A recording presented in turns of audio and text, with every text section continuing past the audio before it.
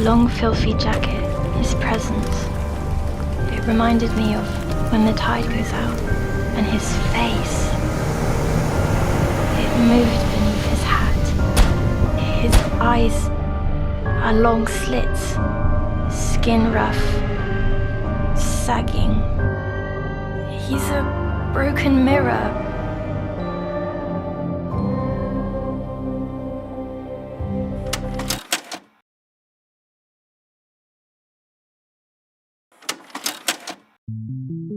Over the past 3 weeks, Bandai Namco has been releasing an audio series to support the upcoming Little Nightmares 3 game that was announced just recently. And if this series is in fact canon, which I think it is because of this audio tape that begins every video.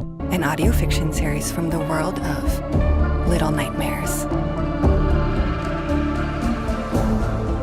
These tapes are the most lore-heavy media to ever come out of the franchise. Now, I was planning on doing a full in-depth analysis of the audio series that included an explanation of each tape and my theories, but school, sports, and me absolutely killing my ankle twice has made this video's production time really long. And I actually want to post a video this month, so I'll be covering the heavy hitter lore from Chapter 4. And if you guys really want to see a full in-depth video like I did for Greylock, then you guys better blow up the like button.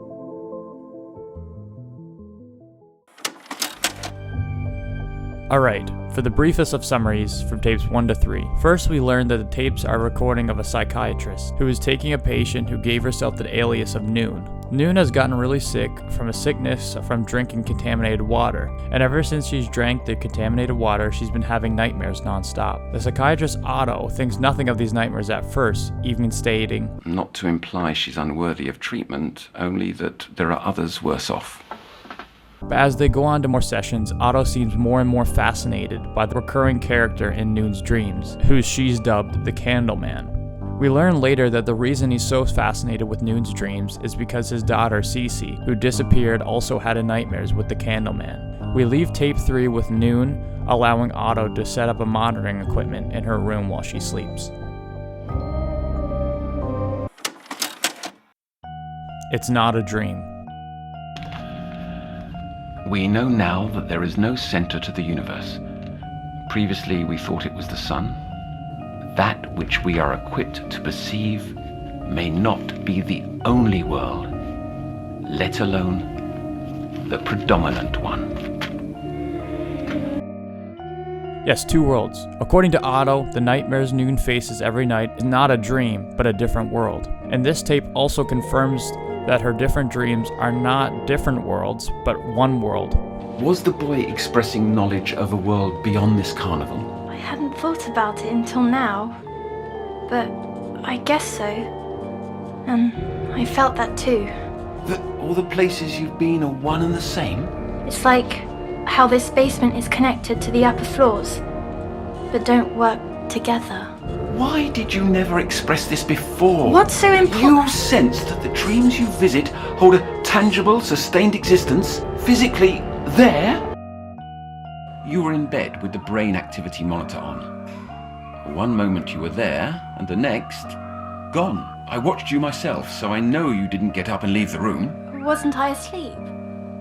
I don't recall any of this. You vanished, Noon. Huh? I thought I might have been mistaken at first, but the EEG readings persisted, as if you were still there. Several minutes lapsed, then you reappeared. That makes no sense. And this wasn't an isolated event. What do you mean? I can't just... People don't just disappear. So if the audio series is in fact canon, then it's confirmed Little Nightmares is just an alternate world a few can travel between. Carnival. They were performers, they said, each with different skills and talents. Juggling, fire breathing.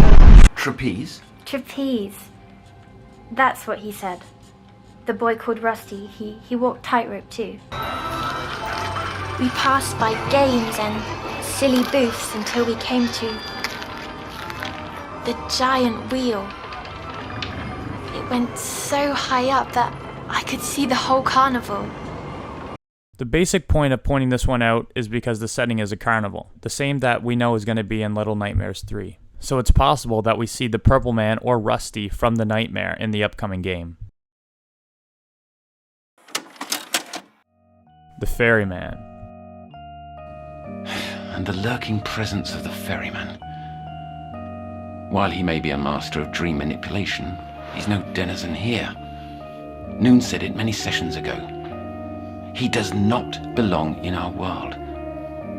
And yet he is the connective tissue.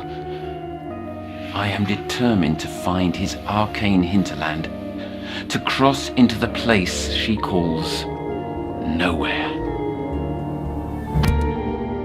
From the way he talks, it's clear that the man he's referring to is the Candleman.